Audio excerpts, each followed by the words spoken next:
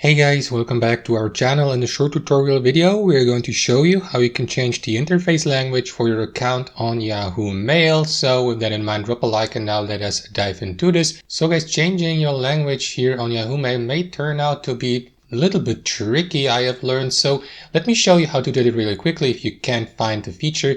So what you want to do guys is head over to mailyahoo.com and log into your account. And what you want to do next is simply click on that home icon or button in the top right corner. That is going to take you to the homepage of Yahoo, where you can read about the latest news in sports, finance, politics, and so on and so forth. So what you want to do guys is hover your mouse over your profile name here in the top right corner and select manage account from that menu below. After that, Yahoo Mail will ask you to log into your account. So if you haven't done that yet guys, create a new password, but you can also skip this and do this later by clicking on I'll do this later. And on the next page, you will be redirected to that sign in panel here. So what you want to do guys is simply click on account info below your user email, and inside your account settings here on Yahoo, simply head over to personal info, and here at the bottom you will see an option called update language. So simply click on it, pick the language you would like to use your Yahoo Mail interface in, and that's basically it. Confirm by clicking on that button, and after that